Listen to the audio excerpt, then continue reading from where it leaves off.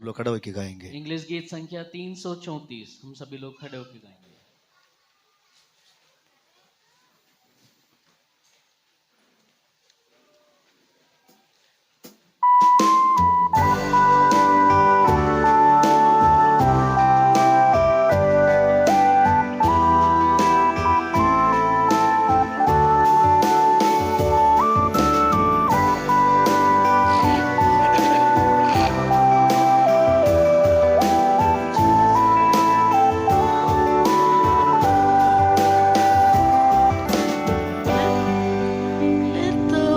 Forsake me and my friends above me. I will look to Jesus, Him alone. He will bear and lead me by His hand uphold me, saying, "You are mine, my own." My Jesus never, never, never lets me down. In Him I feel safe.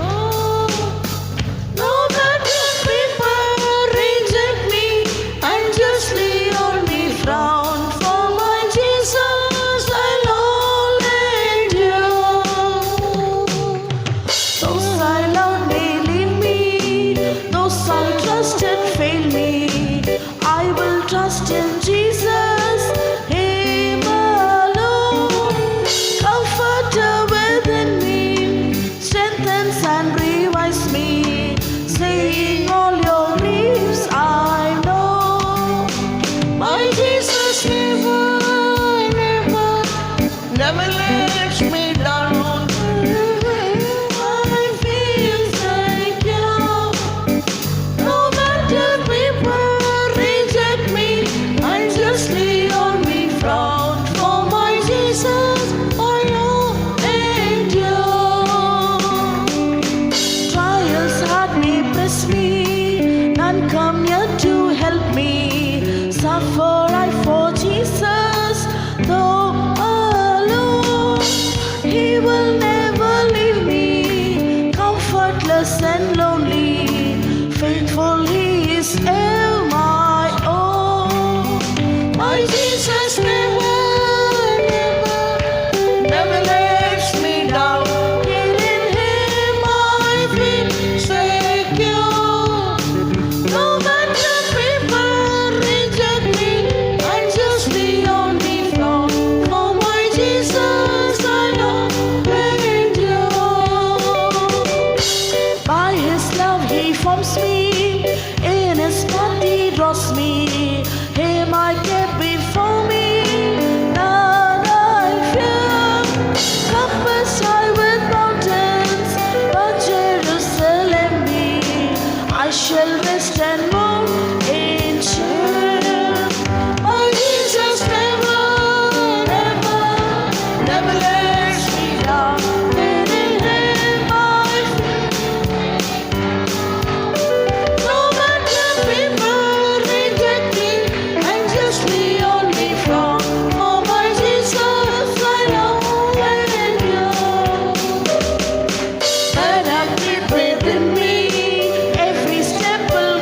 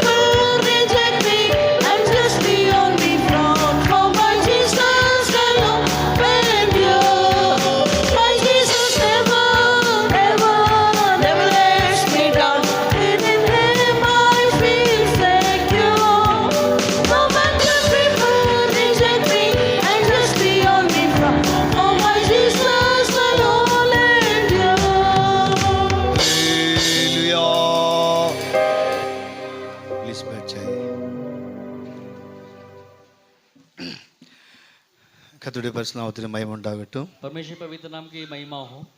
ஆம் sir, இந்த வாரத்துடைய கூட்ட ஒழுங்குகளை அறிவிக்கிறோம். इस हफ्ते के जो कार्यक्रम है उनकी सूचनाएं देना चाहते हैं. பாருங்க, நம்ம வருஷத்தினுடைய கடைசி மாதத்துல நம்ம வந்திருக்கிறோம். இனி இருக்கிறது வெறும் கொஞ்ச நாள் தான் காணப்படுகிறது. इस साल के आखिरी महीने में हम आ चुके हैं. अब जो है कुछ ही दिन बाकी बचे हैं. நாம் நாட்களில் நம்முடைய ஜீவத்தை ஆராய்ந்து பார்த்து நம்மளை சுத்திகரிக்கும்படியாக, தேவனோடு அதிகமாக நெருங்கும்படியாக நாட்களை நாம் செலவிட வேண்டும். इन दिनों में अपने आप को जांच कर शुद्ध करते हुए परमेश्वर की और नजदीक आने का समय आ पहुंचा है. நாட்களில் நமக்கு எத்தனையோ ஒவ்வொரு மாதம் தேவன் புதிய புதிய ஆசீர்வாதங்கள் தேவன் நமக்கு வைத்திருந்தார். ஆனால் எத்தனை ஆசீர்வாதங்களை நாம் பெற்றிருக்கிறோம், எத்தனை ஆசீர்வாதங்கள் பெறாமல் இருக்கிறோம், எத்தனை ஆசீர்வாதங்களை நாம் விட்டிருக்கிறோம் என்பதை நாட்களில் ஆராய்ந்து பார்க்க வேண்டும். इस साल के हर एक महीने में परमेश्वर ने हमारे लिए अलग अलग आशीष और आशीर्वाद रखे थे, लेकिन हमने कितने आशीषों को पाया, कितने आशीर्वादों को हमने नहीं पा पाए, वो सब अभी हम जांच कर देखेंगे. இயேசு சொன்னார், பூமியில் இருக்கும்போது ஒருவன் கோபுரம் கட்ட மனதா இருந்தால் முதலாவது அவன் உட்கார்ந்து அவனுடைய செலவு கணக்கெல்லாம் பார்க்க வேண்டும் என்று ஆண்டவர் சொன்னார்.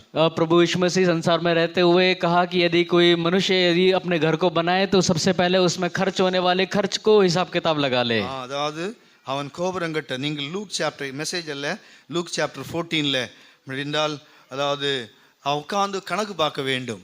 அதாவது என்னோட ஜீவியத்திலே இந்தந்த காரியங்களை கட்டுவதற்கு தேவையான பணம் நிர்வாகம் இருக்கிறதா என்பதை அவன் கணக்கு பார்க்க வேண்டும். लूका 14 अध्याय में आप देख सकते हैं इस प्रकार के लिखा हुआ है कि परमेश्वर यीशु मसीह कहता है कि यदि कोई भवन को बनाना चाहे तो उससे पहले कौन कौन से खर्चे उसमें लगेंगे, क्या क्या उसमें पैसा खर्चा होगा, वो सब का हिसाब किताब पहले लगाना चाहिए. ரொம்ப அருமையான உதாரணம். நீங்கள் லூக் சாப்டர் 14:28 இருந்து நீங்கள் அதாவது 31 வரையிலும், அதாவது 32 வரையிலும் வாசிக்கும் போது ரெண்டு உதாரணங்களை ஆண்டவர் அங்கே சொல்லுகிறார். लूका 14 अध्याय उसका 28 से लेकर 32 तक आप देखेंगे तो वहां पर दो बेहतरीन उदाहरणों को प्रभु यीशु मसीह ने वहां पर किया है. அவன் கணக்கு பார்க்க வேண்டும். அதாவது எனக்கு இந்த கோபுரம் கட்டுவதற்கு தேவையான பணம், பொருட்கள், ஆட்கள், நேரம் எல்லாம் இருக்கிறது என்பதை முதலாவது பார்க்க வேண்டும். अब इस गढ़ को बनाने के लिए जितना खर्च है पहले उसको बैठकर उसे जोड़ना चाहिए. இல்லாவிட்டால் ஒரு ராஜா யுத்தம் போவதற்கு முன்பாக அவனுடைய சேனையை கணக்கிடுவான். அதாவது இந்த ராஜாவோடு இந்த கண்ட்ரியோடு என்னால் யுத்தம் செய்ய முடியுமா, இல்லாமல் யுத்தம் செய்தால் என்னால் ஜெயிக்க முடியுமா, அதுக்குரிய வெப்பன், அதுக்குரிய பணம், அதுக்குரிய ஆட்கள் இதெல்லாம் இருக்கிறதா என்பதை ஒரு நல்ல, அதாவது தேசம் அதை முதலாவது ஆராய்ந்து பார்க்க காணப்படும். इस प्रकार एक राजा है दूसरे देश पे युद्ध करने से पहले वो हिसाब किताब लगाता है, विचार विमर्श करता है कि इस देश पे यदि मैं चढ़ाई करूं तो क्या मैं जीत पाऊंगा, मेरे पास उतने हथियार हैं या नहीं है, सारी चीजों का वो विचार करता है. அப்படி ஒருவேளை அவன் பார்க்காமல் போனான் என்றால், அந்த தேசம் ஒருவேளை இவர்களோடும் பலம் உள்ளதாக இருந்தால், சேனைகள் பலவான்களா இருந்தால், அவருடைய ஆயுதங்கள் பலவான்களா இருந்தால், இவரெல்லாம் முறிந்து போக்குறை காணப்படுவார்கள். यदि सोचे बिना यदि वो वहां पर युद्ध करने के लिए जाए तो इनका सब कुछ नष्ट हो जाएगा और वो हार भी जाएंगे. அப்படினால் ஒரு நல்ல ராஜா வந்தால் உட்கார்ந்து ஆலோசனை பண்ணுவான். எனக்கு இவ்வளவு சேனை இருக்கிறது, அவர்களுக்கு இவ்வளவு சேனை இருக்கிறது, எனக்கு இவ்வளவு யுத்த ஆயுதங்கள் இருக்கிறது, அவர்களுக்கு இப்படிப்பட்ட காரியங்களை ஆராய்ந்த பிற்பாடு அவரால் முடியவில்லை என்றால் அவன் போய் சமாதான குதிரை காணப்படுவான். एक अच्छा राजा पहले विचार करता है और सोच करता है कि मेरे पास इतने जो सैनिक हैं, मेरे पास इतने हथियार हैं, उनके पास इतनी बड़ी सेना है, इतने हथियार हैं, तो क्या मैं जीत पाऊंगा करके वो पहले विचार करता है. அப்படி என்றால் முடியாதென்றால் தூரத்தில் இருக்கும் போதே, பக்கத்தில் இருக்கும் போதல்ல, தூரத்தில் சொல்லப்பட்டிருக்கிறது.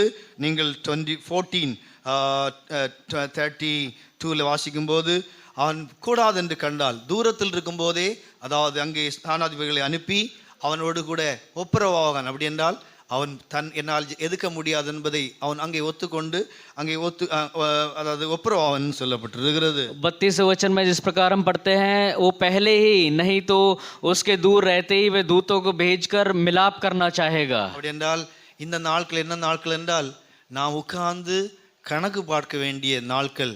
நம்முடைய ஆவிக்குரிய பலன், நாம் எவ்வளவு தூரம் ஆவிக்குரிய ஜீவன் சம்பாதித்திருக்கிறோம், எவ்வளவு தூரம் தேவனோடு நெருங்கி இருக்கிறோம், எவ்வளவு தூரம் தேவனை பழைய வருஷத்தோடும் தேவனை அதை அறிந்திருக்கிறோம், அனுபவித்திருக்கிறோம், இதெல்லாம் கணக்கு பார்க்க வேண்டும். और ये अभी जो समय है हिसाब लगाने का समय है कि हम परमेश्वर के कितने नज़दीक हैं, हम कहाँ आत्मिक जीवन में पीछे हैं, ये सभी हिसाब लगाने का समय अभी आ पहुंचा है. எவ்வளவு காரியங்களில் தோல்வி அடைந்திருக்கிறோம், என்னென்ன காரியங்களிலே முன்னேற முடியவில்லை, என்னென்ன விஷயங்களிலே பின்மாற்றம் இருக்கிறது, இதெல்லாத்தையும் ஆராய்ந்து பார்க்க வேண்டிய, உட்கார்ந்து கணக்கு பார்க்க வேண்டிய நாட்கள் தான் இந்த மாதமாய் காணப்படுகிறது. कितने बातों में मैं हार गया, कितने बातों में पीछे हूँ और कितने बातों में मैं जय नहीं पा पाया, ये सारी बातों का हिसाब लगाने का ये महीना है. நம்முடைய லாபம் என்ன, நஷ்டம் என்ன. ஒரு நல்ல வியாபாரி என்றால் உட்கார்ந்து அவள் பார்ப்பார்கள், இவ்வளவு லாபம் வந்திருக்கிறது, இவ்வளவு நஷ்டம் வந்திருக்குன்னு பார்ப்பார்கள். एक अच्छा व्यापारी हिसाब किताब लगाता है कि मुझे इस महीने इतना लाभ हुआ है और इतना घाटा हुआ है. அப்ப நாம் நம் ஆவிக்குரிய விதத்தில் அதோடு மேன்மையாக பார்க்க வேண்டும். आत्मिक जीवन में उससे भी अधिक बहुमूल्य होकर हमें देखना चाहिए. எவ்வளவு தூரம் பழைய சுபாவத்துக்கு இந்த சுபாவத்துக்கு மாற்றம் இருக்கிறது, पिछले स्वभाव में इस स्वभाव में कितना बदलाव है. அதனால் அதாவது ஒவ்வொரு காரியங்களை ஆராய்ந்து பார்க்க வேண்டிய நேரம், அதாவது நாம் ஆராய்ந்து பார்க்கவில்லை என்றால் ஒரு நாள் ஏமாந்து போக்குள்ளே காணப்படுவோம். इस प्रकार सबको जांच कर देखने का समय आ पहुंचा है. यदि हम अपने आप को जांच कर नहीं देखेंगे तो एक दिन जरूर हम धोखा खाएंगे. நீங்கள் லூக் சாப்டர் 14:28 இருந்து நீங்கள் கீழே 32 வரை 33 வரையிலும் வீட்டில் போய் வாசித்து இந்த நாட்களை அதற்காக நாம் பிரயோஜனப்படுத்துவோமாக. लूका 14 अध्याय उसका 28वां वचन से लेकर 32वां वचन तक घर में जाकर आप पढ़ें और उसके विचार करके अपने आप को जांच कर आप देख लें. இதெல்லாம் இந்த வசனங்கள் எல்லாம் என்னோட மனதிலே அதாவது அந்த திடீரென்று சில சமயங்கள்ல இந்த வசனங்கள் சில சமயங்களில் இருதயத்தை தட்டக்குள்ளே காணப்படுகிறது. ये सारे वचन को कई समयों पे मेरे हृदय को इस प्रकार खटखटाते हुए दिखाई देते हैं. எவ்வளவு நஷ்டம், எவ்வளவு லாபம்,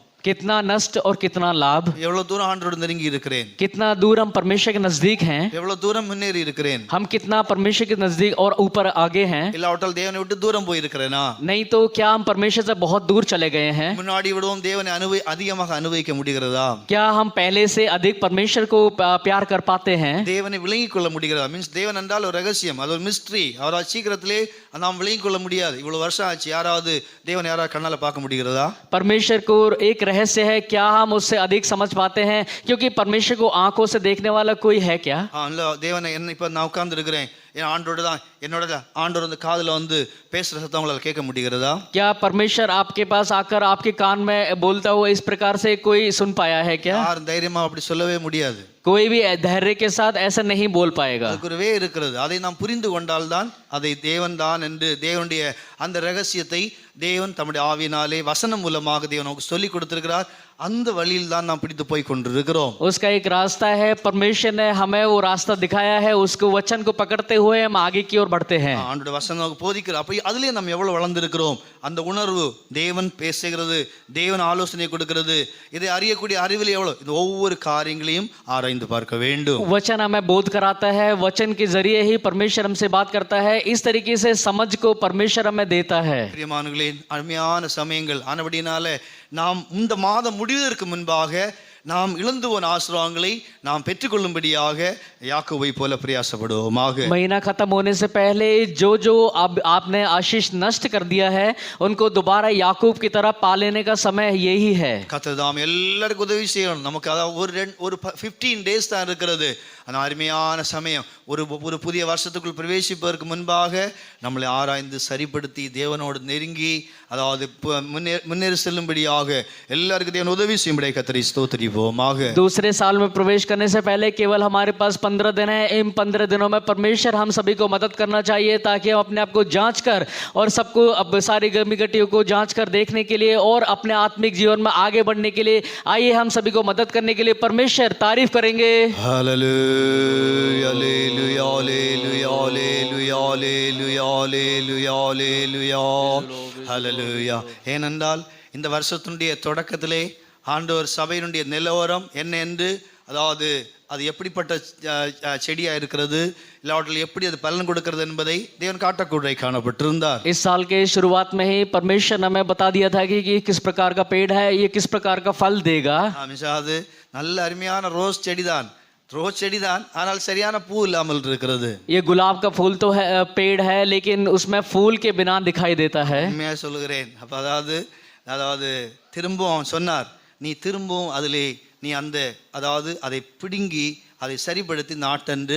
இந்த வருஷத்துடைய தொடக்கத்திலே ஆண்டு அந்த தேவன் சொப்பனத்திலே தேவன் என்னோடு கூட தேவன் பேசக்கூட காணப்பட்டார். इस वर्ष के शुरुआत में परमेश्वर ने दर्शन के द्वारा, स्वप्न के द्वारा मुझसे बात किया और कहा कि ये गुलाब का जो पौधा है वो खराब हो चुका है, इसे तो சரியான நான் தேவன் நினைக்கிற பலன் தரல, அதனால எடுத்துட்டு அதை கரெக்ட் பண்ணி துபாரா திருப்பி உனக்கு நான் ஒரு வருஷம் கூட ஒரு முறை கூட நான் சமயம் கொடுக்கிறேன். परमेश्वर ने उस जो पेड़ को दोबारा निकाल कर गुलाब के पौधे को दोबारा लगाने का 1 और साल जो परमेश्वर ने हमें दिया. அது ஒரு வருஷம் முடிய போகிறது.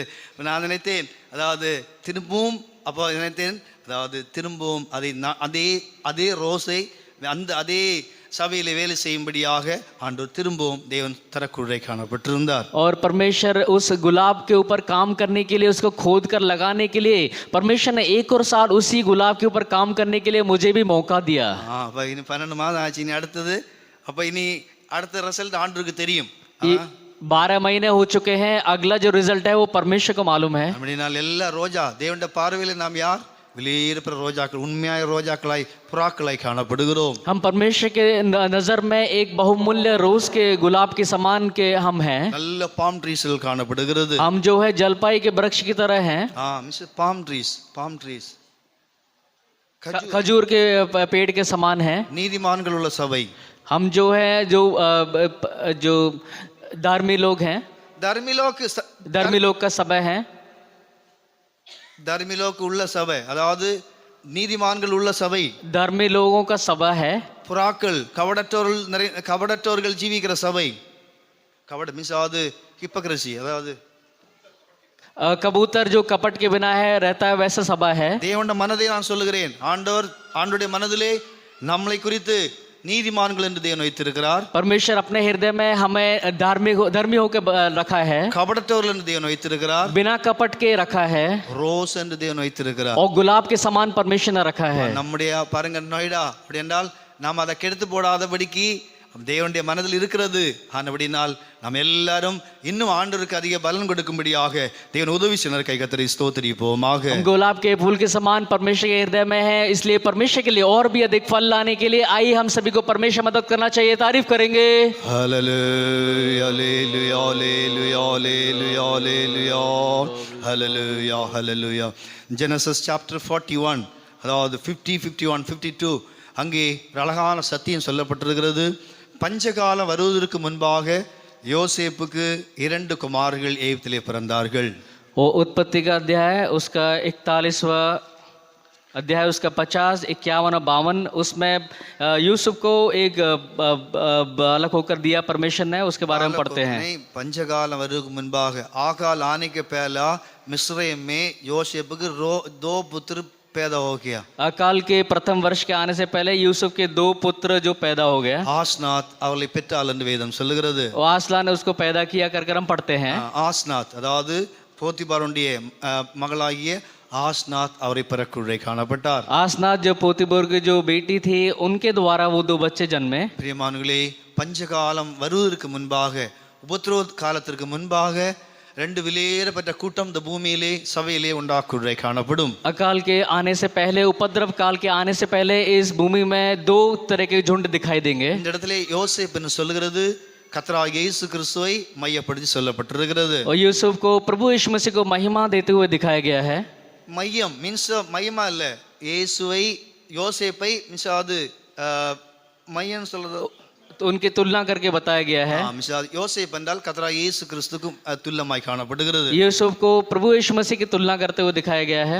ஆஸ்நாத் என்று சொல்கிறது சபைக்கு மையமாய் காணப்படுகிறது. वो आसनाथ जो है वो सभा को तुलना करके दिखाया गया है. 2 பிள்ளைகள் என்று சொல்கிறது சியோன் எருசலேமை குறித்து சொல்லப்பட்டிருக்கிறது. 2 बच्चे सियोन यरूशलेम की तरह दिखाया गया है. எகிப்து என்று சொல்கிறது இந்த உலகத்தை மையமாய் சொல்லப்பட்டிருக்கிறது. मिस्र को इस दुनिया की तुलना करके दिखाया गया है. பஞ்சகாலம் என்று சொல்கிறது இனி வரப்போகிற அந்த உபத்திரவ காலத்தை அங்கே மையப்படுத்தி சொல்லப்பட்டிருக்கிறது. जो अकाल है, वो आने वाला जो उपद्रव काल है उसको दिखाया गया है. பிரியமான இந்த காலவேளை இந்த வசனத்திலிருந்து தேவன் நம்முடைய ஜீவியத்திலே எதை எதிர்பார்க்கிறார் என்பதை காலவேளை ஆராய்ந்து பார்க்க வேண்டும். इस वचन के द्वारा परमेश्वर हमारे जीवन से क्या चाहता है कर हम जांच कर देखेंगे. இந்த கால நாட்களில் ஒரு எபிராயிம் ஒரு மனாசே ஒவ்வொரு ஜீவியத்திலும் நாம் உண்டாக்கப்படக்கூட காணப்பட வேண்டும். हर एक के जीवन में एक इब्राहिम और एक मनाशे दोनों को परमेश्वर जन्म देना चाहिए. படிங்களேன் ஜெனசிஸ் சாப்டர் 41 50 51 52 படிங்களேன். उत्पत्ति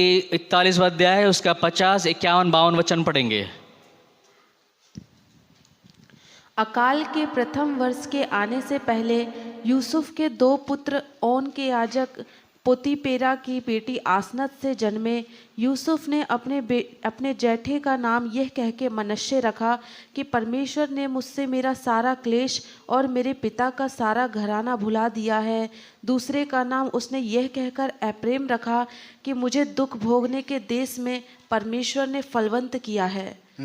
பாருங்க, கர்த்தருடைய பரிசுத்த நாமத்திற்கு மகிமை உண்டாகட்டும். परमेश्वर पवित्र नाम की महिमा होवे. இதில் என்ன முக்கியமான காரியம் என்றால் பஞ்சகாலம் வருவதற்கு முன்பாக 2 பேரும் பிறக்க வேண்டும். इसमें क्या मुख्य बात बताई गई है कि अकाल जो उपद्रव काल है उसके आने से पहले 2 बच्चे जन्म लेना आवश्यक है. நாட்கள் அதிகமாக இருக்கிறது என்று சொல்லி நாம் அப்படி அல்ல, நாட்கள் முடிந்து போகிறது. அதாவது நாம் ரட்சிக்கப்பட்ட நாட்களை விடவும் நாம் இப்போது வந்திருக்கிற நாட்கள் மிகவும் முடிந்து போகிறது என்பதை முதலாவது அறிந்து கொள்ள வேண்டும். उद्धार पाए हुए दिनों में के अधिक जो अभी समय है ये बहुत ही ज्यादा खराब और नाश होने वाला समय है. ஆண்டவர் தான் எசேக்கியாவின் மூலமாக ஆண்டவர் சொல்லும்போது தீங்கு தேசத்துக்கு வருகிறது, முடிவு வருகிறது என்று ஆண்டவர் தீர்க்கதரிசியை கொண்டு தேவன் எச்சரிக்கை காணப்பட்டிருக்கிறார். हिजकिय्याह के जरिए भविष्यवाणी के द्वारा बताया कि अभी जो अंतिम समय आ पहुंचा है बहुत ही खराब समय आने वाला है. அப்படி என்றால் ஒருவரும் கிரியை செய்யக்கூடாத ஒரு காலம் நெருங்கி கொண்டிருக்கிறது. அதற்கு முன்பாக மணவாட்டி புதிய எருசலேமாக சியோனாய் மாறக்கூட காணப்பட வேண்டும். कोई भी ना काम करने वाला समय ऐसा आने वाला है, इसलिए दुल्हन जो है सियोन यरूशलेम होकर बदल जाना चाहिए. நீங்கள் எசேக்கியேல் சாப்டர் 7ல ஆண்டவர் சொல்லும்போது முடிவு வருகிறது என் கண்கள் உன்மேல் நோக்கமாக இருக்கிறது, தேசத்தின் நோக்கமாக இருக்கிறது, முடிவு வருகிறது என்று ஆண்டவர் சொல்லக்கூட காணப்படுகிறார். इज़ेकियेल 7वें अध्याय में जिस प्रकार परमेश्वर कहता है कि अब जो है अंत आ पहुंचा है, देखो बड़ी विपत्ति आ पहुंची है. தேசத்தின் குடிகளின் மேல் அந்த நாள் விடியற் காலம் வருகிறது, அவளியின் நாள் அதாவது சந்தோஷ காலம் முடிந்து போகக்கூடிய நாள் வருகிறது என்று எச்சரிக்கப்பட்டிருக்கிறது. जो आनंद का शब्द का दिन जो खत्म होने वाला है, தேவனுடைய கோபத்தை ஊற்றக்கூடிய அந்த உக்கிரமத்துடைய நாள் இந்த பூமிக்கு நெருங்குகிறது என்று ஒவ்வொரு தீர்க்கதரிசியின் மூலமாக தேவன் எச்சரிக்கை காணப்பட்டிருக்கிறார். परमेश्वर के जो क्रोध को जलजलाहट को भड़काने वाला जो दिन है वो भविष्यवाणी के द्वारा चेतावनी के तौर पर परमेश्वर हमसे कहता है. எல்லாருடைய அவங்களுடைய அருவருப்புகளுடைய அந்த பலனை கொடுக்கக்கூடிய அந்த மிகவும் கொடிமையான நாட்கள் இந்த பூமிக்கு நெருங்கக்கூட காணப்படுகிறது. बहुत ही खराब समय इस भूमि में आने वाला है. ஆனபடியினால் நாட்கள்ல அந்த உபத்திரம் வருவதற்கு முன்பாக அந்த பஞ்சகாலங்கள் வருவதற்கு முன்பாக, பஞ்சகாலம் சொல்லுகிறது ஆகாரம் அல்ல, தேவனுடைய வசனம் கிடைக்க முடியாத, தேவனுடைய சத்தியம் கிடைக்க முடியாத ஒரு பஞ்சம் இந்த பூமிக்கு வரக்கூட காணப்படும். अकाल का समय या अकाल का दिन कहने से भोजन की घटी नहीं होगी, ऐसा नहीं है, लेकिन एक ऐसा समय आने वाला है जहां पर वचन नहीं मिलेगा और वचन का एक अकाल आने वाला है. தேவனுடைய வசனம் இல்லாமல் இருந்தால் ஆவிக்குரிய ஜீவியத்திலே என்னென்ன காரியங்கள் சம்பவிக்கும் என்பதை நாம் நன்றாக அறிந்திருக்கிறோம். यदि वचन नहीं मिलेगा, परमेश्वर का वचन नहीं होगा, तो आत्मिक जीवन में क्या क्या संभावनाएं हो सकती हैं करके हम पढ़ते हैं. பஞ்சகாலம் தேவனுடைய சத்தியம் இல்லை என்றால் விடுதலை இல்லை. அப்படி என்றால் நாம் எந்த விதத்தில் விடுதலை பெற்றுக்கொள்ள முடியாது. परमेश्वर का सत्य सच्चाई नहीं है तो हम छुटकारा नहीं है, तो किस प्रकार का हम छुटकारा पाएंगे. தேவனுடைய வசனம் இல்லை என்றால் தேவனை அறிய முடியாது, தேவன் யார் என்பதை சரியான விதத்தில் விளங்கிக் கொள்ள முடியாது. यदि वचन नहीं है तो परमेश्वर कौन है करके हम नहीं जान पाएंगे. தேவனுடைய வசனம் இல்லை என்றால் தேவனுடைய வழி என்ன என்று நமக்கு தெரியாது, நாம் தாறுமாறா ஜீவிக்குள்ளே காணப்படும். यदि परमेश्वर का वचन नहीं है तो परमेश्वर कौन है करके हम जान नहीं पाएंगे. ஒரு பஞ்சகாலம் வருகிறது வெறும் வசனம் அல்ல, அதுக்குள்ள அநேக சத்தியங்கள் அடங்கி இருக்கு என்பதை வசனங்கள் மூலமாக விளங்கிக் கொள்ள வேண்டும். अकाल कहने से केवल वचन के लिए अकाल नहीं है, उसके अंदर बहुत सारी चीजें छुपी हुई हैं. ஒருவேளை நினைக்கலாம் ஆகாரம் சிலால பிழைக்கலாம், வசனம் இல்லை என்றால் என்ன, இப்போதும் ஜீவிக்கிறோமே என்று நினைக்கலாம். வசனம் இல்லை என்றால் விடுதலை இல்லை, சத்தியம் இல்லை என்றால் விடுதலை இல்லை. அந்த வசனம் தான் நம்மளை விடுதலையாக்குள்ளே காணப்படுகிறது. आप ये सोचते होंगे कि खाना मिलने से काफी है, अगर वचन नहीं है तो कोई बात नहीं, लेकिन ऐसा नहीं है. वचन नहीं है तो छुटकारा नहीं है. वचन के द्वारा ही कई सारी बातें उसमें छुपी हुई हैं. வசனம் இல்லை என்றால் தேவனை அறிய முடியாது. அவருடைய நான் சொன்ன வசனங்களே என்னை உங்களுக்கு அறிவிக்கும் என்று இயேசு சொல்லக்குள்ளே காணப்பட்டார். यदि वचन नहीं है तो परमेश्वर को हम जान नहीं पाएंगे. तो प्रभु यीशु कहता है वचन नहीं है तो मुझे नहीं जान पाओगे. வசனம் இல்லை என்றால் பரிசுத்தம் இல்லை. என்னுடைய பரிசுத்த பிரமாணத்தை உங்களுக்கு தந்திருக்கிறேன். அப்படி என்றால் வசனம் தான் நம்மளை பரிசுத்தமாக்குள்ளே காணப்படுகிறது. वचन नहीं है तो पवित्र प्रमाण नहीं है, तो मेरा अपना वचन मैं तुम्हें देता हूं ताकि तुम पवित्र हो जाओ करके प्रभु कहता है. வசனம் இல்லை என்றால் தேவனுடைய ஆசீர்வாதம் நமக்கு இல்லை. இப்படி எத்தனையோ காரியங்கள் அந்த வசனத்துக்குள்ளே காணப்படுகிறது. यदि वचन नहीं है तो परमेश्वर का आशीर्वाद नहीं है. इस तरीके से कई सारी बातें उसके अंदर छुपी हुई हैं. நீங்கள் ஆமோஸ் சாப்டர் 8:11 சொல்லும்போது பஞ்சகாலம் வருகிறது என்று அங்கே சொல்லப்பட்டிருக்கிறது. அப்பத்தினாலோ தண்ணீர்னாலோ உண்டான பஞ்சம் அல்ல, தேவனுடைய வசனம் கிடைக்க கூடாத ஒரு பஞ்சகாலம் பூமிக்கு வரக்குள்ளே காணப்படும். आमोस 8वां अध्याय उसके 11वें वचन में हम देख सकते हैं, देखो ऐसे दिन आते हैं जब मैं देश में महंगी करूंगा, उनमें अन्न की भूख और पानी की प्यास होगी, परंतु वचनों को सुनने की भूख प्यास होगी. இன்றைக்கு தாராளமான உபதேசம் வசனங்கள் தேவன் எல்லாம் நமக்கு ஏராளமாக, அதாவது அது ஐஸ்வர்யமாக தேவன் தரக்குள்ளே காணப்படுகிறார். इन दिनों में परमेश्वर हमारे लिए बहुत इस वचन एक धारा के तरह बहाकर हमारे ऊपर उंडेल रहा है. இந்த ஐஸ்வர்யம் அன்றைக்கு தேவனுடைய மகிமையாக சுவிசேஷம் ஐஸ்வர்யம், இது ஒரு ஐஸ்வர்யம் என்று பரிசுத்த பவுல் மிகவும் தெளிவாக தன்னுடைய நிருபத்திலே சொல்லக்குள்ளே காணப்படுகிறார். ये महिमामय उपदेश उन दिनों में नहीं मिलेगा जिस प्रकार पवित्र पौलुस कहता है महिमामय उपदेश. இது ஐஸ்வர்யம் என்று வேதம் சொல்லுகிறது. ஆண்டுடைய வசனம் தேவனுடைய ஐஸ்வர்யம். அப்படி என்றால் அவருக்கு ஒத்த சாயலை வசனத்தின் மூலமாக நமக்குள்ளே கொன்றக்குள்ளே காணப்படும். वचन के द्वारा अपने परमेश्वर का जो स्वभाव है उसका जो हम अपने पर ओढ़ लेते हैं. அந்த நாம் எச்சரிக்கப்பட வேண்டியது, நீங்கள் ஆமோஸ் சாப்டர் 8:11 சொல்லப்பட்டது போல அந்த பஞ்சகாலம் வருவதற்கு முன்பாக நாம் ஆயத்தமாக வேண்டும். जिस प्रकार आमोस 8वें अध्याय उसके 11वें वचन में लिखा हुआ है, वो अकाल का दिन आने से पहले हम अपने आप को तैयार कर लें. பஞ்சம் வந்த பிற்பாடு நமக்கு ஒன்றும் கிடைக்காது. நீங்கள் அங்கே சொல்லப்பட்டிருக்கிறது, பஞ்சம் வந்த பிற்பாடு அங்கே ஆகாரத்திற்காக அநேக ஜனங்கள் எல்லாத்தையும் கொண்டு குடுக்குள்ளே காணப்பட்டார்கள். उन दिनों में अकाल आने पर अब जो खाने के लिए सभी लोगों ने जाकर उनको दिया. பஞ்சம் சாதாரணம் அல்ல. நீங்கள் அந்த சாப்டர் முழுவதும் படிக்கும்போது கொடுமையான பஞ்சம் முதல்ல நார்மலா இருக்கும். இப்போ கோல்ட் ஸ்டோர் இருக்கிறதே, இப்போ இந்தியாவிலும் சரி பாருங்க, எத்தனையோ ஸ்டோர்ஸ் எத்தனையோ மாசத்துக்கு சேர்த்து வைத்திருப்பாங்க. குறைஞ்ச ஒரு 5 மாசத்துக்கு 6 மாசத்துக்கு இந்தியாவில் தானியங்கள் காணப்படும். जो अकाल कहने पे कोई साधारण बात नहीं है. अब हमारे पास ऊपर स्टोर है, यहाँ पर खाना है, लेकिन हमारे पास नहीं, हमारे पास कुछ नहीं. 5 महीने के लिए जो खाना है वो बचा के रखते हैं. இந்தியா ஒவ்வொரு கண்ட்ரிக்கும் ஒரு கோல்ட் ஸ்டோர். हर एक देश के लिए एक कोल्ड स्टोर है जहाँ पर 5 महीने के लिए लगभग खाना सुरक्षित रखा जा सकता है. நம்மள்ட்ட ஒரு போரி சாவல் தான் இருக்கு. हमारे पास एक बोरी चावल ही है. 2 போரி 1.5 போரி சாவல் இருக்கும், அவ்வளவுதான். சரி, அப்ப அது பாருங்க. ஆனால் அப்போ அவங்க அந்த 6 மாதம் முடிந்த பிற்பாடு என்ன செய்ய முடியும்? वो 6 महीने खत्म होने के बाद क्या करेंगे?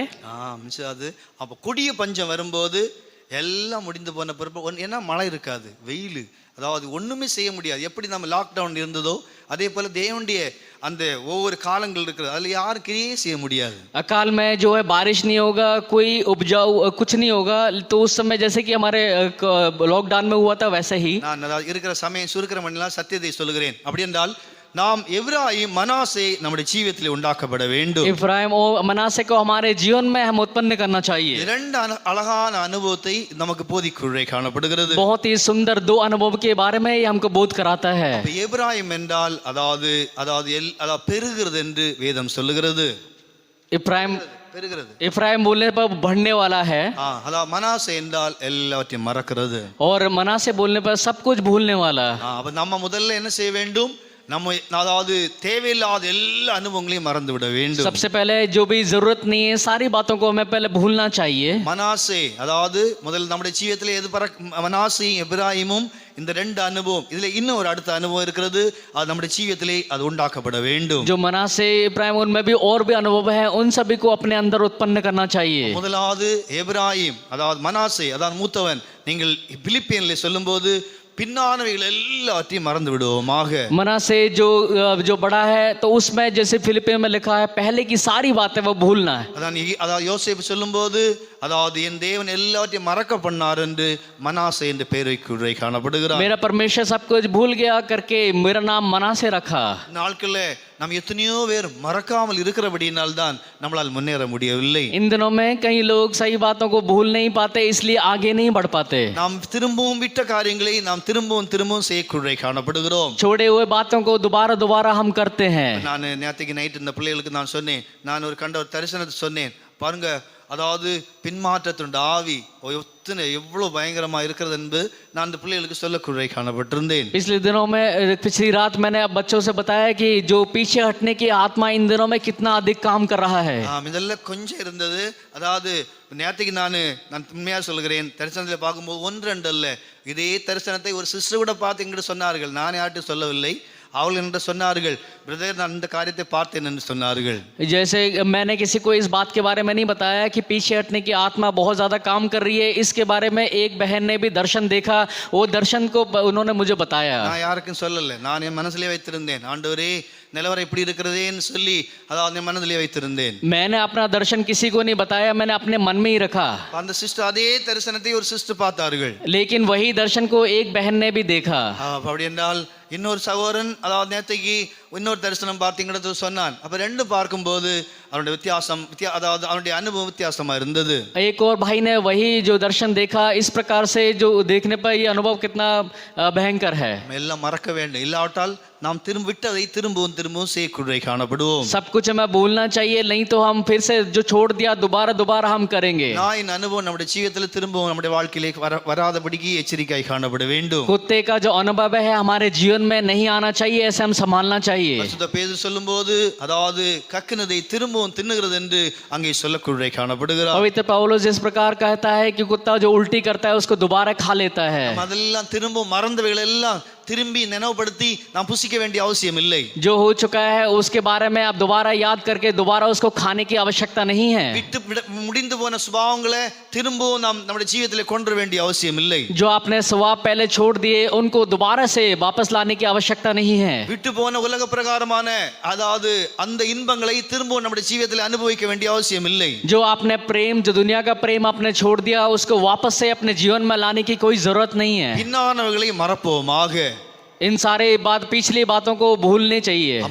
முன்னேறி போக வேண்டுமானால் பிலிப்பியன் சாப்டர் 3:13 சொல்லப்பட்டது போல பின்னானவைகளை மறக்கும் போது முன்னானவைகளை ஆசையாய் நாடி தேடக்குறை காணப்படுவோம். जिस प्रकार फिलिपी के पत्र 3 अध्याय उसका 13 वचन में पढ़ सकते हैं कि पिछली बातों को हमें भूल के तभी हम आगे की ओर बढ़ सकते हैं. நீங்கள் அப்சலோமனை குறித்து வேதத்திலே சொல்லப்பட்டிருக்கிறது, அவன் அதாவது கேசூருக்கு போக முக்கிய காரணமே பழைய காரியங்களை மறக்கவில்லை. अब्सलोम का जो बात कहा उसका ये था कि उसने पिछली बातों को नहीं भूला. நீங்கள் 2 சாமுவேல் சாப்டர் 13:32 வாசிக்கும் போது அவன் பழைய காரியங்களை மறக்காதபடி அவன் வைத்தபடினால் அவன் கேசூருக்கு ஓடினான் என்று வேதம் சொல்லுகிறது. जिसने अब्सलोम में पिछली बातों को नहीं भूला इसलिए वो केसूर की ओर अब्सलोम भागा कर हम देख सकते हैं. எருசலேமை விட்டு நாம் கேசூருக்கு ஓடாதபடிக்கு, அப்படி என்றால் கேசூர் என்றால் என்ன? ராட்சசர்கள் ஜீவிக்கிற, ராட்சசர்கள் பிறக்கிற இடம். பொல்லாத இடத்திற்கு போகாதபடிக்கு நாம் எச்சரிக்கையாய் காணப்படுவோமாக. यरूशलेम को छोड़कर केसूर को नहीं भागना चाहिए. केसूर को भागने का अर्थ यह है कि जहाँ पर राक्षस रहते हैं, जहाँ पर राक्षस पैदा होते हैं, उस स्थान को भागने को कहते हैं. பாருங்க, அவன் மறக்காதபடினால் தான் கேசூருக்கு போக்குறை காணப்பட்டான். वो पिछली बातों को नहीं भूल पाया इसलिए वो केसूर की ओर भाग गया. பழையவளை மறக்கவில்லை என்றால் நம்மளை அந்த ராட்சசர்கள் நிறைந்த அந்த குரூரமான சுபாவத்திலே கொண்டு போய் நிறுத்தக்குறை காணப்படும். यदि हम पिछली बातों को नहीं भूलेंगे तो जहाँ पर राक्षस रहते हैं उस कठोर, उस बेकार जगह पे हमें जाना होगा. இல்லாவிட்டால் சிமேயுவை போல, சிமேயு பழையதை மறக்கவில்லை, பழையதை 3 வருஷம் மறந்தான். அதான் 3 வருஷத்துக்கு பிற்பாடு அது பழைய காரியங்கள் அவன் நினைவுறக்குறை காணப்பட்டது. सिमेई की तरह नहीं होना चाहिए जिसने 3 साल पहली बातों को भूल गया, फिर 3 साल के पश्चात पुरानी बातों को फिर से याद किया. காத்தூரு போக்குறை காணப்பட்டான். और वो इसकी वजह से कातूर की ओर गया. என்ன சம்பவித்தது? ராஜாவுடைய இரக்கம் அவனுடைய ஜீவிதத்தில் நஷ்டமாக்குறை காணப்பட்டது. जो राजा का अनुग्रह उसके ऊपर था वो दूर हो गया. பெரிய தண்டனைக்குரியவன். ஆனால் இவன் திரும்பவும் அந்த காரியம் அதுக்குள்ளே வந்தபடினால் ராஜாவுடைய கோபம். ராஜா சொன்னான், நீ எருசலேம் விட்டு போகும் நாளிலே உன்னுடைய சாபம் இல்லாவிட்டால் உன்னுடைய பாவம் இரத்த பலி உன் தலையின் மேல் இருக்கும் என்று ராஜா எச்சரிக்கை காணப்பட்டான். राजा ने जिस प्रकार कहा कि जिस दिन तू यरूशलेम को छोड़ के जाएगा उस खून का हिसाब तुझे देना होगा, वो तेरे ऊपर ही होगा। பழைய காரியம் அவன் வந்தபோது தன்னுடைய வேலைக்காரனை தேடி அவன் அங்கே போனான் என்று வேதம் சொல்லுகிறது. पुरानी बात याद आने पर अपने कर्मचारी को ढूंढते हुए उसके पीछे वो गया। அதுக்கு பிற்பாடு பாருங்கள், அவனால் ஜீவிக்க முடியவில்லை. ஒரு காரியம் விளங்கிக் கொள்ள வேண்டும், நாம் இதிலே வஞ்சிக்கப்பட்டு போகாதபடி விட்ட காரியங்களை தேடி கண்டுபிடித்து நாம் அனுபவிப்போம் என்றால் அது நம்முடைய ஆத்மாவை கொல்லும் என்பதை ஆண்டவருடைய வசனம் தெளிவாக எச்சரிக்கை காணப்படுகிறது. जो स्वभाव हमने छोड़ दिए, यदि हम उनको ढूंढकर उनके पीछे जाएंगे तो ये उसके पीछे जाना बहुत ही खराब है, ऐसे चेतावनी है। ஆனால் நீங்கள் ஆலயத்தினுடைய பிரமாணத்தை குறித்து வேதம் வாசிக்கும் போது ஆலயத்தினுடைய ஒவ்வொருத்துக்கும் ஒவ்வொரு பிரமாணங்கள் காணப்படுகிறது. और जो मंदिर के हर एक प्रमाण और व्यवस्था आपको दिया गया है। ஆலயத்துக்குள்ளே பிரவேசிக்கும் போது அவன் அங்கே போய் அப்படி வரக்கூடாது, அவன் வேறு வழியாய் போக்குவரை காணப்பட வேண்டும். मंदिर में प्रवेश करने पर आप जिस रास्ते से जाते हैं उस रास्ते से वापस नहीं होना, उसी रास्ते पे आगे की ओर दूसरे दरवाजे से निकलना है। நீங்கள் எசேக்கியேலை வாசிக்கும் போது ஆலயத்தினுடைய பிரமாணம் இது என்று வேதம் தெளிவாய் சொல்லுகிறது. एजेकिएल में पढ़ने पर पवित्र शास्त्र साफ रीति से बोलता है यही मंदिर का व्यवस्था है। அப்படி என்றால் இவன் அங்கே போய் அப்படி வரக்கூடாது, அவன் அப்படியே போய் மறுபக்கம் போக்குவரை காணப்பட வேண்டும். और जो मंदिर में जाने के पश्चात जिस रास्ते से आप अंदर आए हैं उस रास्ते से वापस नहीं जाना है, उसी रास्ते से जो अगला द्वार है आगे की ओर उसी में से निकल जाना है। ஆலயத்தினுடைய பிரமாணம் குறித்து வாசிக்கும் போது பிரியமானவர்களே எத்தனையோ காரியங்கள் நாம் போய் திரும்பவும் பின்னாடி வரக்குறை காணப்படுகிறோம். मंदिर के प्रमाण के बारे में यदि हम पढ़ने पर कितनी बार हम इस रास्ते पे जाके उसी रास्ते पे वापस आ जाते हैं। பிரியமானவர்களே தேவனுடைய ஆலயம் நம்முடைய ஆலயம், நாம் தான் தேவனுடைய ஆலயம். பரிசுத்த பவுல் சொல்கிறார் நீங்களே அந்த ஆலயம் என்று சொல்லப்பட்டிருக்கிறது. पवित्र पौलुस कहता है कि आप ही परमेश्वर के मंदिर हो। நாம் ஆலயம் அப்படி என்றால் நாம் போய் திரும்பவும் அதே வழியிலே திரும்ப விட்ட காரியங்களை நாம் போவோம் என்றால் பிரமாணத்தை உடைக்குறை காணப்படுகிறோம். जो बातें हमने छोड़ दी हैं यदि हम उन्हीं बातों में दोबारा वापस आएंगे तो इसका मतलब है कि हमने प्रमाण को त्याग दिया है। அப்படினால் நாம் பின்மாற்றமாய் ஏதாவது விட்டவைகளை நாம் போகிறோம் என்றால் பிரமாணத்தை உடைக்கிறவர்கள் என்று எசேக்கியேலில் தெளிவாய் சொல்லப்பட்டிருக்கிறது. जो बात हमने छोड़ दिया उनको वापस लेते हैं तो इसका मतलब है कि हमने जिस प्रकार एजेकिएल में पढ़ा हम प्रमाण को त्याग रहे हैं। அப்படினால் இந்த விட வேண்டிய மறக்க வேண்டிய காரியங்களை மறந்து விடுவோமாக. जो बातें हमें भूलना है उनको भूलना ही चाहिए। இதற்கு யோசேப்பு நல்ல உதாரணமாய் காணப்படுகிறார். इसलिए யோசேப் एक बहुत ही उदाहरण के तौर पर पेश किया गया है। அவனை குழியிலே போட்டார்கள், அவனுக்கு தீமை செய்தார்கள், அவனுடைய வஸ்திரங்கள் பலவர்ண அங்கி எல்லாத்தையும் கலத்தினார்கள், அவனை விற்றார், அதாவது இஸ்மவேலனுக்கு விற்றார்கள், என்னென்னமோ செய்தார்கள், ஆனால் எல்லாத்தையும் மறக்குறை காணப்பட்டான். जो यूसुफ को गड्ढे में डाल दिया, उसके कपड़ों को बेच दिया, इस प्रकार उसको बेच दिया, कितने सारे घटनाएं उसके साथ हुई। ஆனால் பிரியமானவர்களே மறந்தான், எல்லாத்தையும் மறந்தான். நாம் தேவனை அனுபவிக்க வேண்டுமானால் நாட்களை நாம் மறப்போமாக. इतनी सारी बातें उसके होने के बावजूद वो सब कुछ भूल गया, वैसे ही हम भी सारी पिछली बातों को भूल जाना चाहिए। அதாவது சங்கீதத்தில் ஒரு அழகான வசனம் சொல்லப்பட்டிருக்கிறது, அவர் பூமியின் ரூபத்தை அவர் புதிதாக்குறார் என்று வேதம் சொல்லுகிறது. भजन में एक बहुत ही सुंदर वचन को हम देख सकते हैं कि जो भूमि का जो रूप है उसको नया करते हैं। அப்ப தேவன் பாருங்க நம்மள மாத்திரமல்ல பூமியின் ரூபத்தையும் அவர் புதிதாக்குகிறார் என்று வேதம் சொல்லுகிறது. केवल हम अपने आप को नहीं लेकिन भूमि का जो स्वरूप है उसको भी नया करते हैं कर हम पढ़ते हैं। भजन संगीता चैप्टर 4:30 வாசிக்கும் போது அவர் பூமியின் ரூபத்தை அவர் புதிதாக்கிக் கொண்டே காணப்படுகிறார். भजन संगीता 4 उसका 34वां वचन में हम देख सकते हैं कि वो भूमि के रूप को नया करते हुए जाते हैं। தேவன் ஒருபோதும் பழையதை விரும்பவில்லை என்பதை அந்த வசனத்திலிருந்து விளங்கிக் கொள்வோமாக. इस प्रकार आप वचन से सीख सकते हैं परमेश्वर पुरानी बातों को कभी भी नहीं चाहता। படிங்களா வசனம் படிங்களா? आइए वचन को पढ़ेंगे, जल्दी पढ़ेंगे। भजन संगीता 104:30 भजन संगीता 104:30 पढ़ेंगे यार।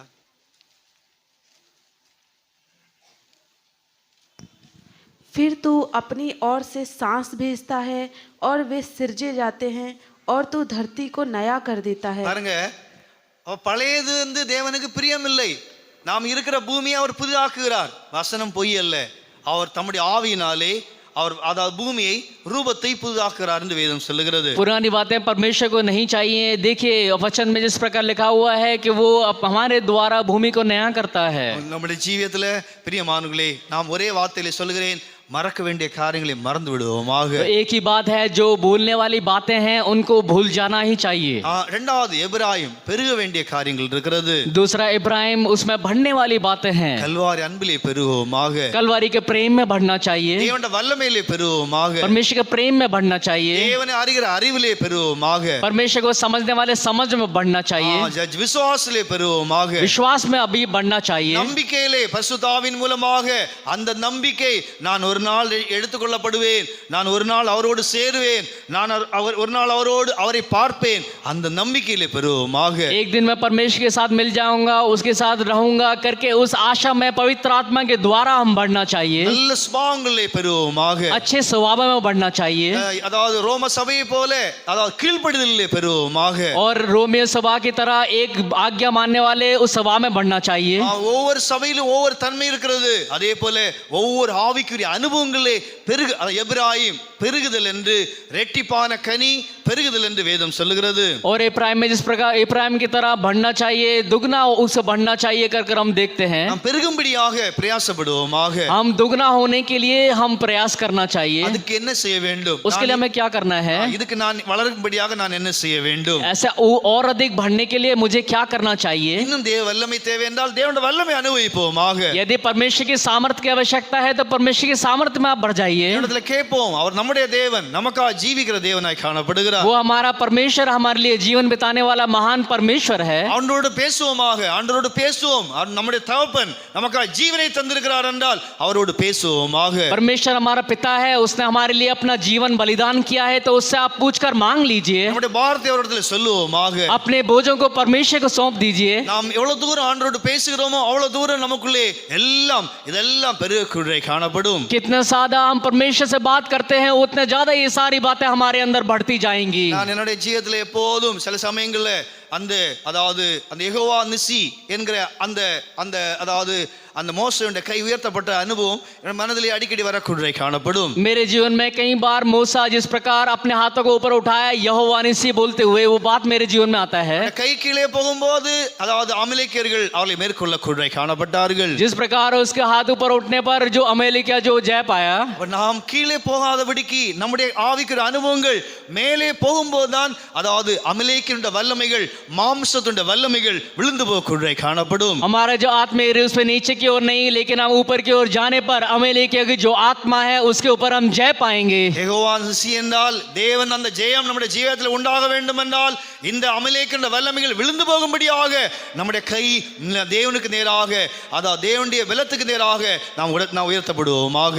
परमेश्वर के सामने जय पाना है, अमेलिया के ऊपर जय पाना है, तब हमारा हाथ ऊपर की ओर होना चाहिए, हमारे आत्मिक जीवन में ऊपर की ओर बढ़ना चाहिए, तभी हम जय पा पाएंगे. நாம் கீழே நம்முடைய பலன் கீழே போகும்போது, நம்முடைய ஆவிக்குரிய அனுபவங்கள் கீழே போகும்போது நாம் விளங்கிக் கொள்ள வேண்டும், தோல்வியை சந்திக்கிறோம், சத்துரு நம்மளை மேற்கொள்ளக்கூடிய காணப்படுவான். यदि हम आत्मिक अनुभव में नीचे की ओर जाएंगे तो आप जान लें कि शत्रु आपके ऊपर जय पाएगा. நம்மளை அழிக்கும்படியாக அவன் பலன் கொள்ளக்கூடிய காணப்படுவான். हमें नाश करने के लिए वो और भी अधिक बलवंत हो जाएगा. நீங்கள் எக்ஸோடஸ் சாப்டர் 17 வாசிக்கும்போது நாம் அதற்கு ஒருபோது ஒப்பு கொடுக்காதபடிக்கு நாம் நம்முடைய ஆவிக்குரிய அனுபவங்களை உயர்த்தும்படியாக தேவனோடு நெருங்குவோமாக. जिस प्रकार हम निर्गमन 17 अध्याय में देखते हैं, हम कभी भी उसके लिए अधीन आने के लिए आत्मिक अनुभव में अधिक बढ़ता जाना है. ஆண்டவரிடத்திலே சேர்ந்திருப்போம், ஆண்டவரோடு பேசுவோம், சைலண்டாக இருந்த ஆண்டவரிடத்திலே அதாவது அன்பு கூறுவோம், தேவனிடத்திலே பாரங்களை சொல்லுவோம், நம்முடைய காரியங்கள் எல்லாம் ஆண்டவருக்கு சொல்லுவோம். परमेश्वर से और नजदीक आ जाएं, परमेश्वर से अपने सारे बोझों को बोल दें, परमेश्वर से और भी अधिक बातचीत करते हुए परमेश्वर को और नजदीक आ जाएं. ஒரு ஃப்ரெண்ட்ஸ் அதாவது எப்படி ஆண்டவரிடத்திலே அதே போல ஒரு தகப்பன் பிள்ளையோடு பேசுகிறது போல, ஒரு தாயோடு பேசுகிறது போல நம்முடைய காரியங்கள் ஆண்டவரிடத்திலே சொல்லுவோமாக. जिस प्रकार अपने माँ बाप से अपनी बातों को बोलते हैं, वैसे ही परमेश्वर पिता से अपनी बातों को कहिए. இதத்தின் ஆழத்தில் இந்த ஆண்டவரை நேசிப்போம், ஆண்டவருடைய ஆவியோடு சேருவோமாக. अपने हृदय की गहराई से परमेश्वर से प्यार करते हुए उसकी आत्मा के और नजदीक आ जाएं. நாம் அவரோடு சேரும்போது அவர் அதிகமாக நம்மோடு சேரக்கூடிய காணப்படுவார். जितना अधिक हम परमेश्वर के और नजदीक आ जाएंगे, उतना अधिक परमेश्वर हमारे साथ साथ हो जाएगा. எப்ராயிம் என்றால் ரெட்டிப்பான கனி என்றும், எப்ராயிம் என்றால் பெருகுதல் என்று அர்த்தமாய் காணப்படுகிறது. इफ्राइम का अर्थ है दुगना जो फल, और मनासे का अर्थ है कि हम अधीन ना होना. மூன்றாவது அதாவது எபிராயிம் என்றால் ரெண்டு அனுபவம். அது அருமையான அதாவது என் அருமையான குமாரனும் பிரியமான குமாரனும் அருமையான குமாரனும் பிரியமான பிள்ளையும் என்று அதாவது எரேமியாவிலே சொல்லப்பட்டிருக்கிறது. इफ्राइम के दो स्वभाव का अर्थ है कि जो प्रिय हो, जो बच्चे के बारे में अब पढ़ सकते हैं. அப்படி என்றால் குமாரன் எதை காட்டுகிறது?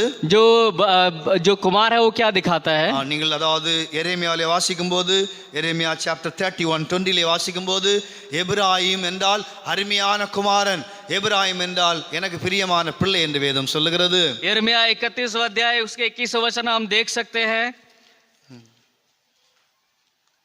उनका महापुरुष उन्हीं में से होगा. 31:20 क्या एप्रेम मेरा प्रिय पुत्र नहीं है? क्या वे मेरा दुलारा लड़का नहीं है? என்றால் எபிராயிம் என்றால் அருமையான குமாரன்.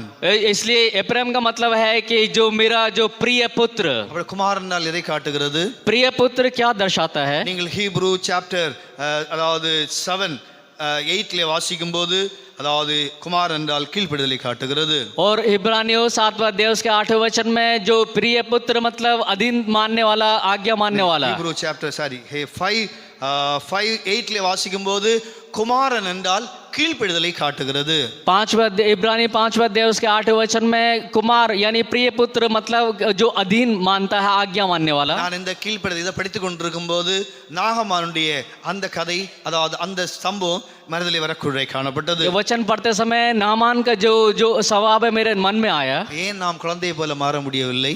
क्यों एक बेटे के समान हम नहीं बने? ஏன் நாம் புதிய சிருஷ்டியாய் மாற முடியவில்லை? क्यों हम एक नई सृष्टि होकर नहीं बदल पा रहे? பாருங்க, குஷ்டரோகம் பிடித்த ஒரு நாகமான் அவன் தன்னை ஒப்பு கொடுத்து தன்னை தாழ்த்தி கீழ்ப்படிந்த போது அவனுடைய மாம்சம் சிறுபிள்ளையின் மாம்சத்தை போல மாறுகிறது.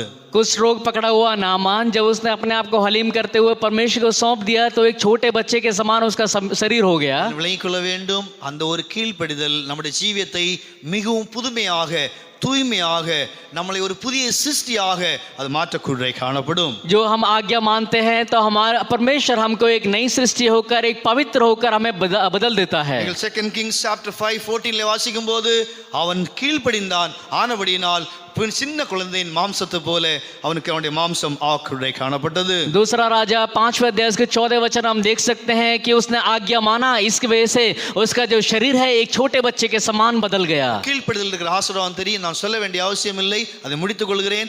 அடுத்ததாக அதாவது பிள்ளை என்றால் நமக்கு எல்லாருக்கும் தெரியும். आज्ञा मानने में बहुत बड़ा एक अनुग्रह है, उसके बारे में बताने की आवश्यकता नहीं है, लेकिन जो बालक है उसमें एक अभिषेक उसके बारे में बताएंगे. பிள்ளை என்றால் எல்லாத்தையும் ஏற்றுக்கொள்ளக்கூடியது.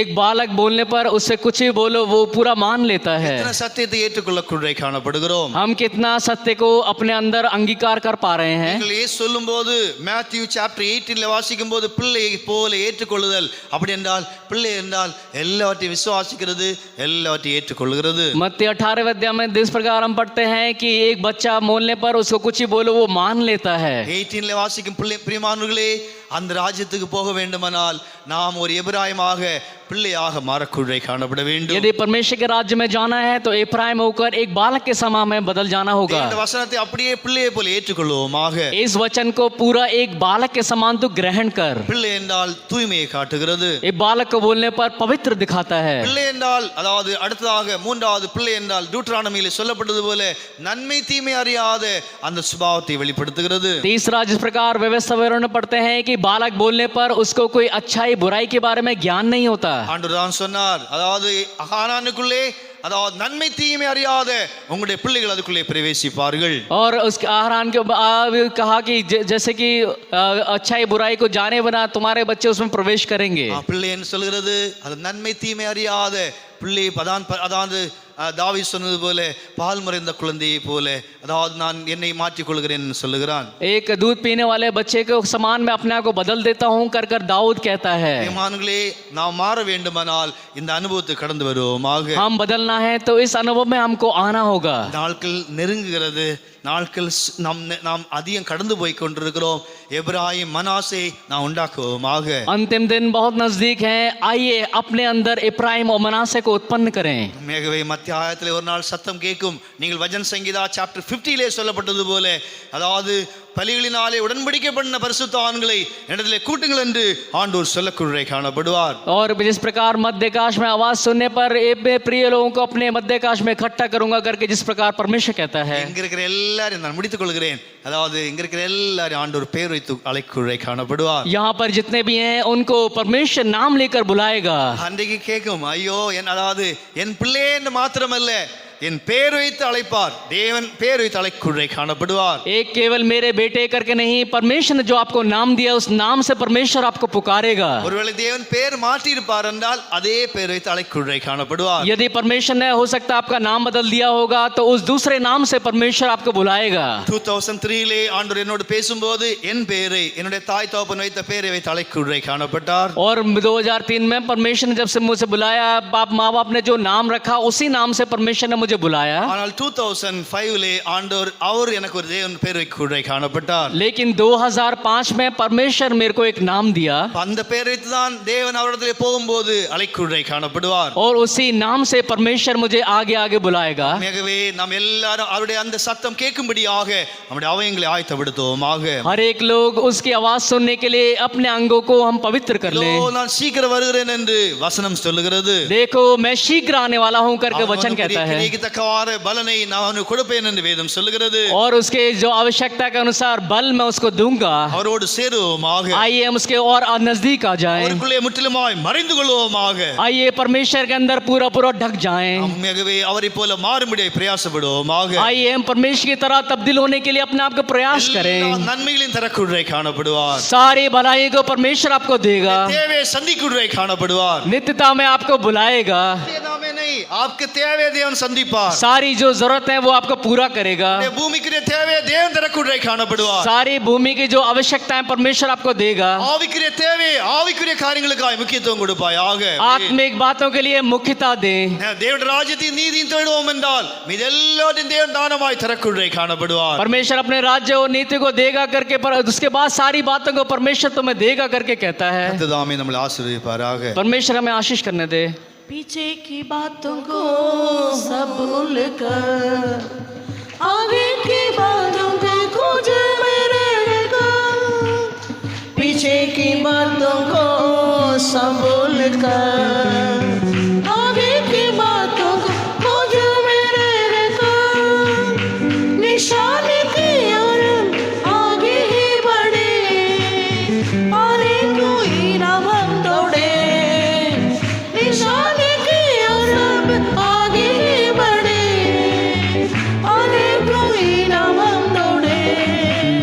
विश्वास के कर्ताओं सिद्ध करने वाले यीशु को देखकर हम दौड़े. विश्वास के कर्ताओं सिद्ध करने वाले यीशु को देखकर हम दौड़े. जिस दौड़ को रखा है हमारे सामने हम मिलकर धीर से दौड़े. जिस दौड़ को रखा है हमारे सामने हम मिलकर धीर से दौड़े. विश्वास के कर्ताओं से करने वाले यीशु को देखकर हम दौड़े. विश्वास के कर्ताओं से करने वाले यीशु को देखकर हम दौड़े. जिस दौड़ को रखा है हमारे सामने हम मिलकर धीर से दौड़े. जिस दौड़ को रखा है हमारे सामने हम मिलकर धीर से दौड़े. जिस दौड़ को रखा है हमारे सामने हम मिलकर धीर से दौड़े. जिस दौड़ को रखा है हमारे सामने हम मिलकर धीर से दौड़े.